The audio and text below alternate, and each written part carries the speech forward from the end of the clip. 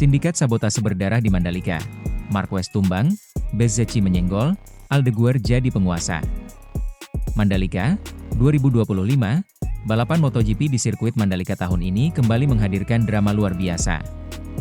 3 pembalap dari 3 tim berbeda menjadi sorotan utama.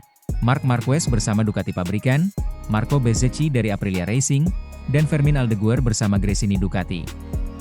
Namun, alih-alih menjadi tontonan penuh sportivitas, balapan ini berubah menjadi panggung kontroversi. Marquez crash usai ditabrak Bezzecchi, rumor sindikat sabotase pun menyeruak, dan akhirnya Aldeguer keluar sebagai penguasa baru Mandalika. Tabrakan pahit di tikungan. Sejak lampu start menyala, Marc Marquez sudah menunjukkan ambisi besar. Ducati Desmosedici EP25 miliknya melesat kencang, mencoba menekan sejak awal. Namun Bezzecchi yang kini membela Aprilia Racing tampak tidak mau kalah. Di lap ketiga, pada tikungan sektor 3, Marquez mencoba menyalip. Saat jalur sudah terbuka, motor Bezzecchi justru masuk terlalu agresif ke sisi dalam. Sentuhan keras terjadi. Marquez terpental, motornya rusak parah, sementara Bezzecchi tetap melaju. Momen itu membuat ribuan penonton di tribun terkejut. Sebagian menilai ini hanya insiden balap biasa, tapi banyak juga yang mencurigai ada tangan gelap di balik crash tersebut.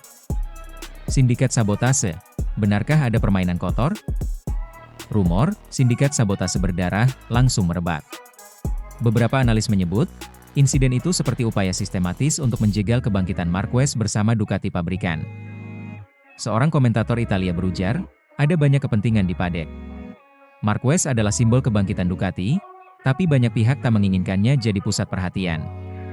Insiden ini terlalu aneh untuk disebut kebetulan. Bezzecchi memang dikenal punya hubungan dekat dengan manajemen tertentu yang bersitegang dengan kubu Ducati pabrikan. Apalagi, Aprilia Racing punya ambisi besar untuk menjadi penantang baru di papan atas. Apakah Bezzecchi hanya terlalu agresif, atau memang menjalankan misi terselubung? Pertanyaan itu kini menggema di seluruh paddock. Mandalika, kutukan bagi Marquez. Bagi Marc Marquez, Mandalika memang seperti mimpi buruk. Sejak MotoGP pertama kali digelar di Lombok, ia tak pernah benar-benar meraih hasil maksimal. Crash, cedera, hingga masalah teknis terus menghantui.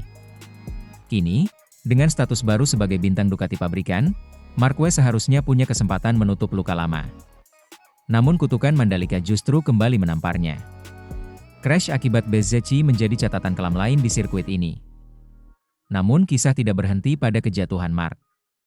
Di tengah kekacauan, justru lahirlah seorang penguasa baru. Aldeguer, murid yang melampaui guru. Fermin Aldeguer, pembalap muda Spanyol yang kini memperkuat Gresini Ducati, tampil luar biasa di Mandalika. Memanfaatkan crash Marquez dan performa Bezzecchi yang goyah, Aldeguer melesat ke depan dengan kecepatan stabil. Sirkuit yang licin akibat panas siang Lombok justru ia kuasai dengan tenang.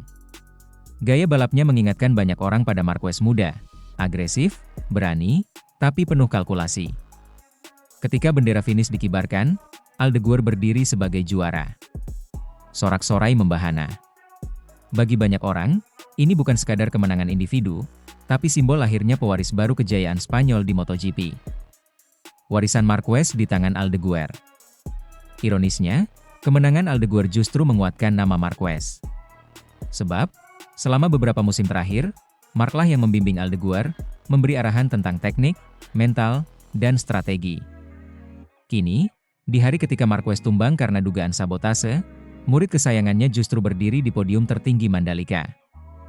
Marc boleh jatuh, tapi warisannya tetap hidup.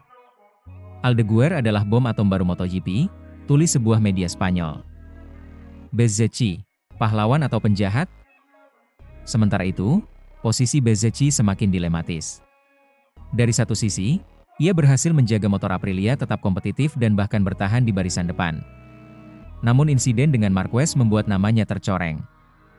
Bagi fans Ducati, Bezzecchi adalah musuh besar. Namun bagi Aprilia, ia dianggap pahlawan yang berani menantang dominasi Ducati.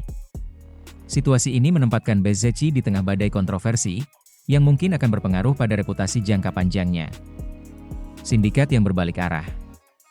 Jika benar ada sindikat yang ingin menjatuhkan Marquez, maka rencana itu justru berbuah bumerang. Sebab, kejatuhan Mark malah membuka jalan bagi Aldeguer untuk bersinar. Kini publik tak hanya membicarakan Marquez atau Bezzecchi, tetapi juga Aldeguer yang digadang-gadang sebagai penguasa baru. Dari Gresini Ducati, ia kini menjelma menjadi ancaman nyata bagi semua pembalap papan atas. Mandalika jadi titik balik. Mandalika 2025 tercatat sebagai salah satu seri paling kontroversial. Dari crash keras, tuduhan sabotase, hingga munculnya bintang baru, semua terjadi dalam satu balapan dramatis. Bagi Marquez, ini luka lama yang berdarah lagi. Bagi Bezzecchi, ini adalah kontroversi yang bisa menghancurkan citranya. Tapi bagi Aldeguer, Mandalika adalah titik balik, panggung besar yang mengubahnya dari sekadar pembalap muda menjadi raja baru di lintasan. Sementara itu, Lombok, 4 Oktober 2025, sirkuit Mandalika kembali menghadirkan drama luar biasa.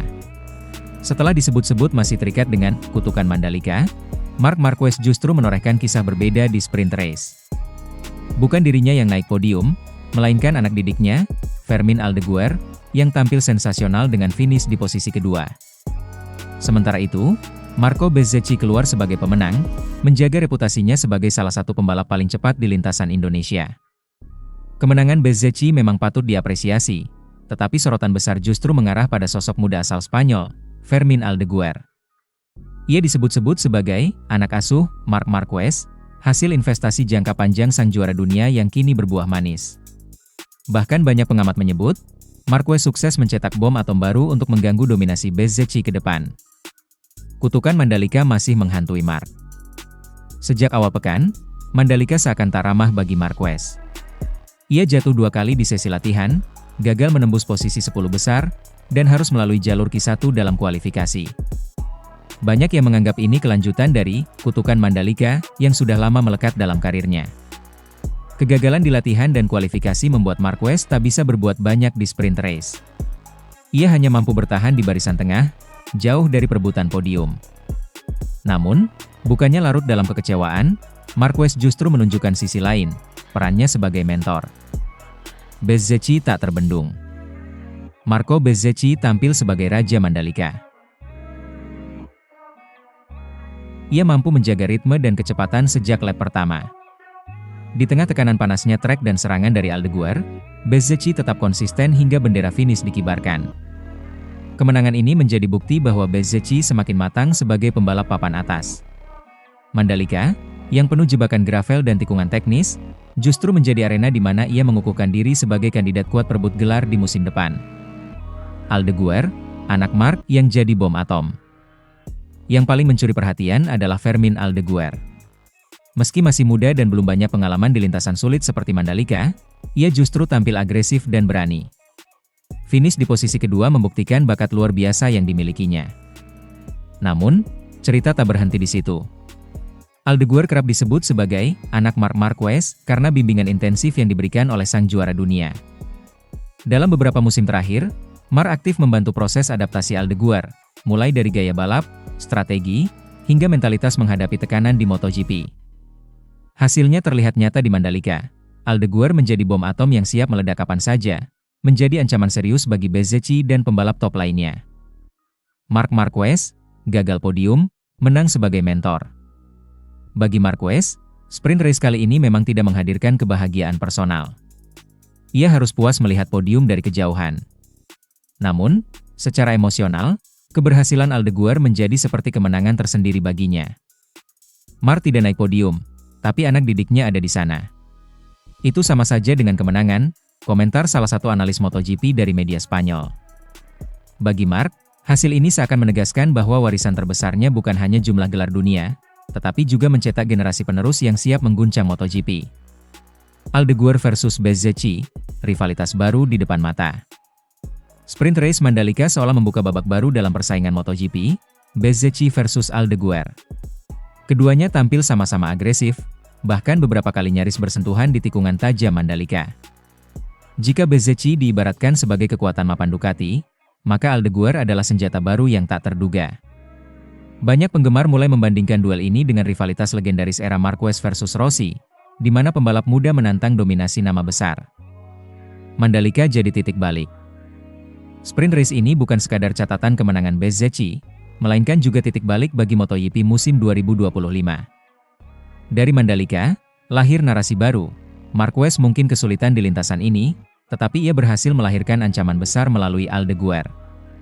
Kutukan Mandalika terhadap Marc mungkin masih berlanjut, tapi justru dari kutukan itu lahirlah momentum baru, sebuah regenerasi yang bisa mengubah peta persaingan.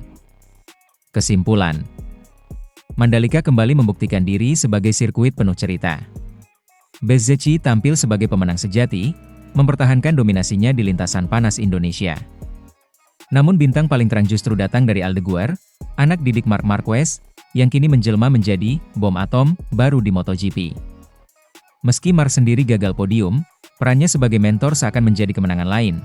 Ia telah mewariskan ilmu, strategi, dan mental baja kepada Aldeguer.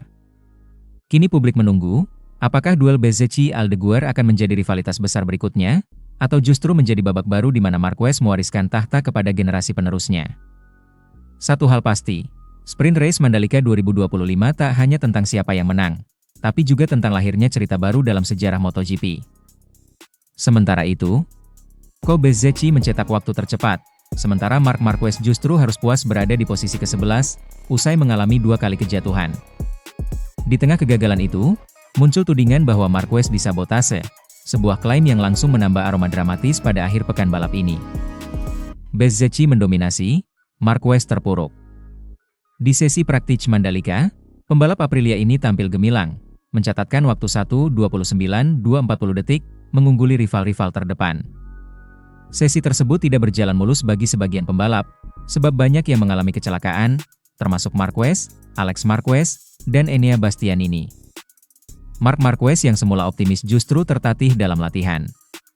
Ia terjatuh di tikungan ke-10 saat sesi berlangsung, dan meski mampu melanjutkan, performanya tetap jauh dari harapan. Akibatnya, dia gagal menembus posisi 10 besar dan harus menghadapi kualifikasi Q1. Tuduhan sabotase, spekulasi atau fakta?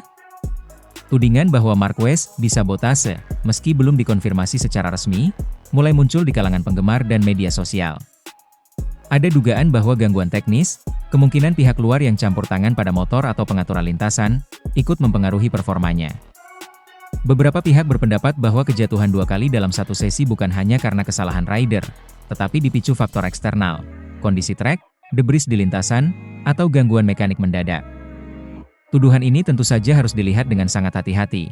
Tanpa bukti verifikasi dari tim atau penyelidikan resmi, klaim sabotase tetap berada di ranah spekulasi. Jika benar ada sabotase, itu bisa menjadi skandal besar dalam MotoGP dan memicu penyelidikan internal tim serta otoritas balap.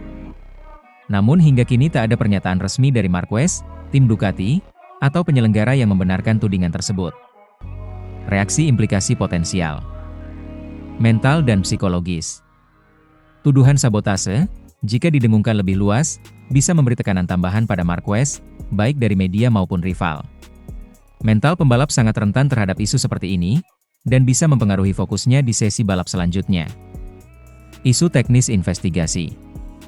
Tim Ducati maupun teknisi lintasan bisa dipanggil memberikan klarifikasi. Apakah sistem elektronik, ban, atau kondisi trek berkontribusi pada kejatuhan? Pengawasan teknis perlu diperketat agar tudingan sabotase tidak mencuat lebih jauh tanpa dasar. Narasi persaingan.